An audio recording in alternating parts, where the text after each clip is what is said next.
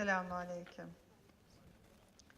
Değerli hanımefendi, Benazir Gelir Destek Vakfı'nın kıymetli mensupları, sevgili dostlarım.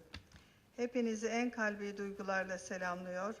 Dost ve kardeş ülke Pakistan'da bulunmaktan büyük bir memnuniyet duyuyorum. Distinguished First Lady, esteemed members of the BISP, dear friends, let me start by extending my heartfelt greetings to each and every one of you.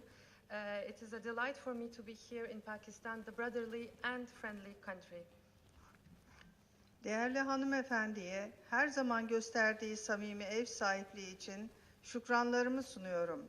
Bu dostluğun ülkelerimiz arasındaki ilişkileri daha da güçlendireceğine gönülden inanıyorum.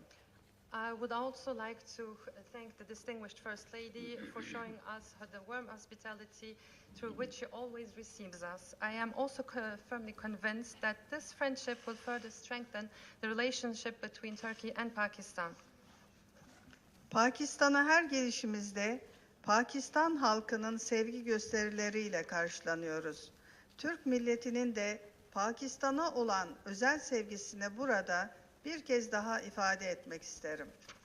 And every time we come and visit Pakistan, we are witnessing the kind display of affection of Pakistani people. I would therefore like to reiterate the special fondness of Turkish people for Pakistan.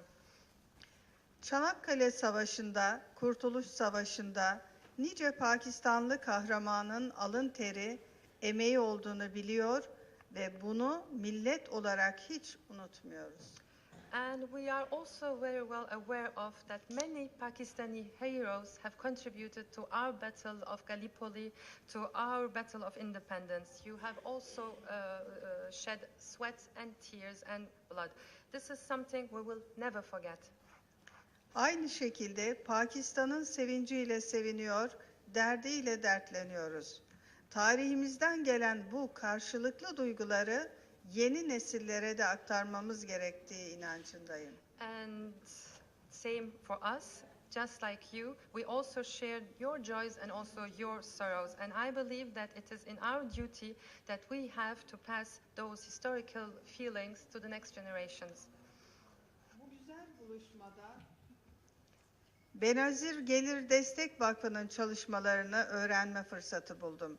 Yapılan çalışmalar Pakistan'ın geleceği adına son derece anlamlıdır. Emek veren herkesi yürekten tebrik ediyorum. And today I had the pleasure to learn about the many endeavors of BISP, and those endeavors are of great importance for the future of Pakistan. And I would like to sincerely salute each and every one of you for your contributions. Sayın Vakıf Başkanı'nın ülkemize de gelerek sosyal politikalarımızı yakından takip ettiğini biliyorum.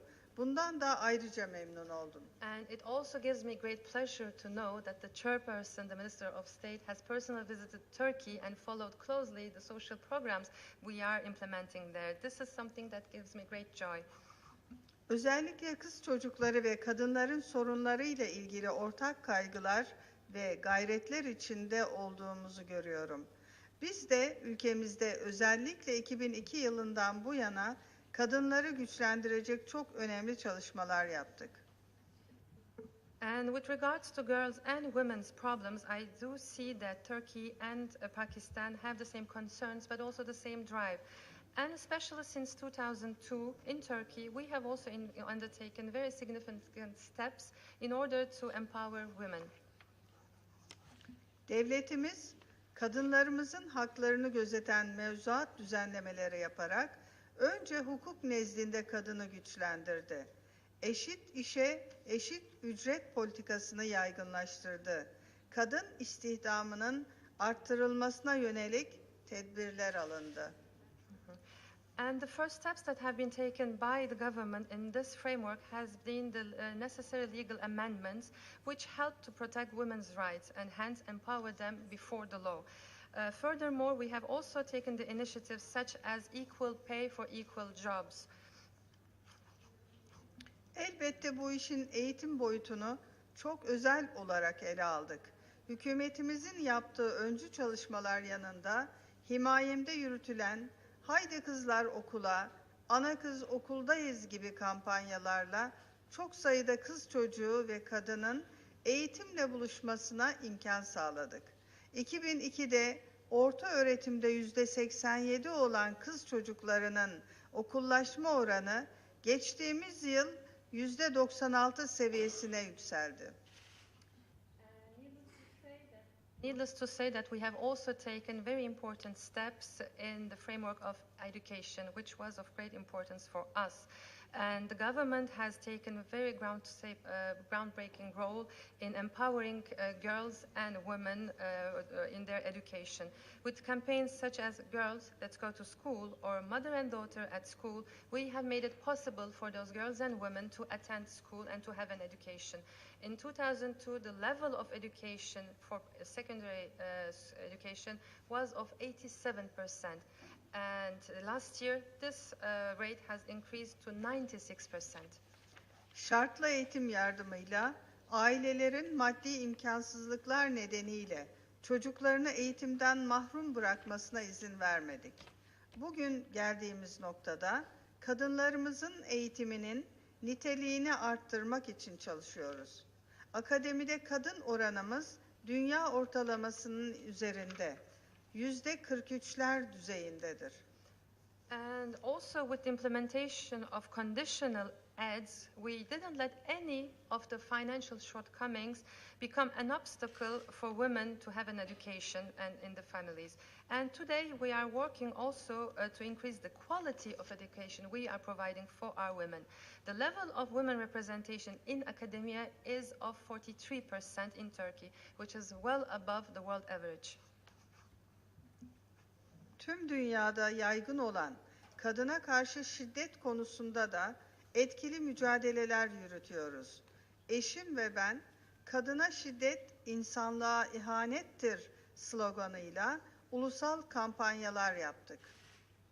And also, with regards to fight against violence against women, we are conducting very efficient programs in this regard. And the President and I have launched together national campaigns with the following slogan: "Violence against women is treachery against humanity." Öte yandan hükümetimiz, çalışan kadınların yüklerini hafifletmek amacıyla aile içindeki sorumluluklarını dengeleyici politikalar geliştirdi.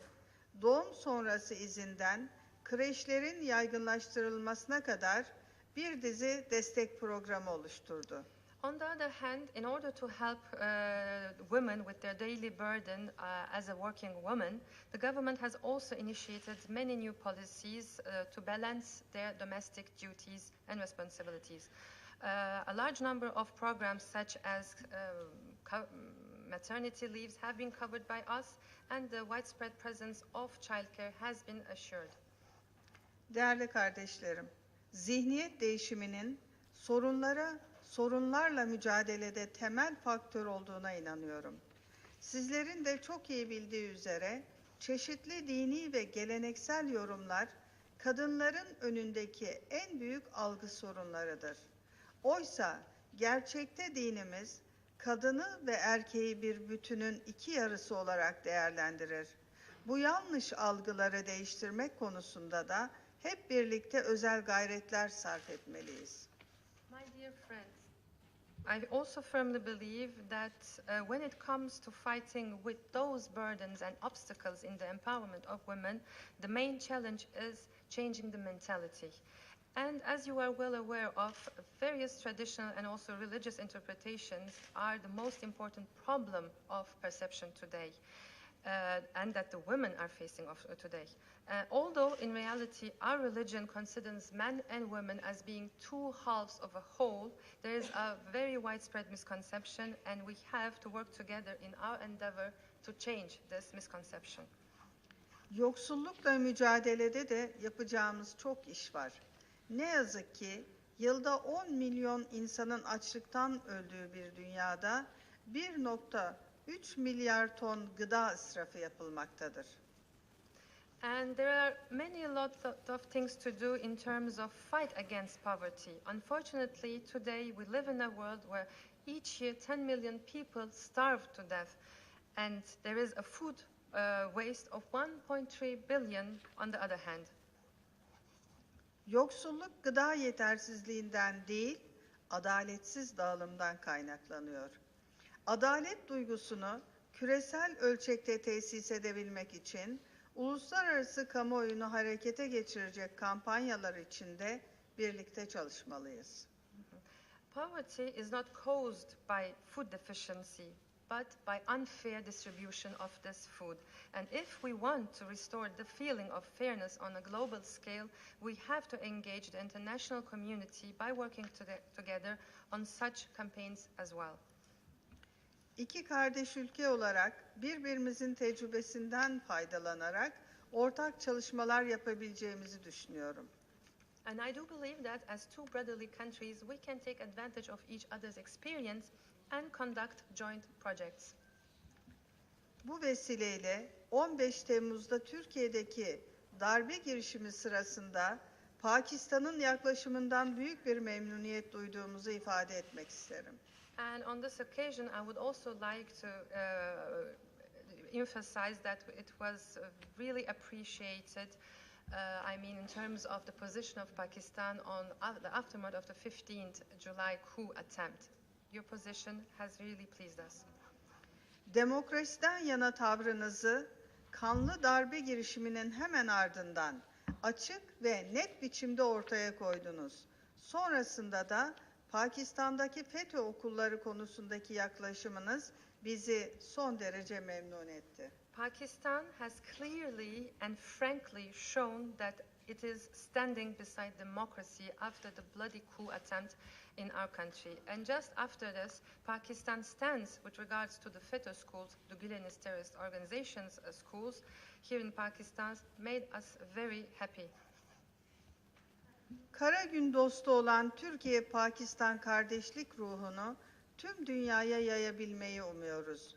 Bizleri burada misafir ettiğiniz için şahsım ve heyetim adına, başta Sayın Hanımefendi olmak üzere hepinize çok teşekkür ediyorum.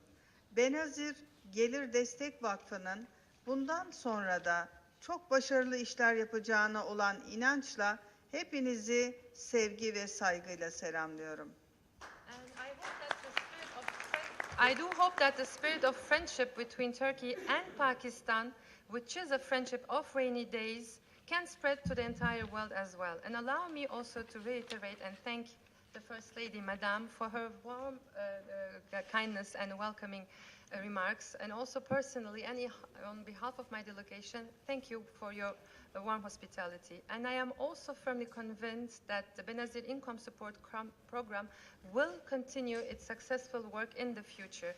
Thank you for hosting us, and I do extend my warmest and respectful greetings to each and every one of you.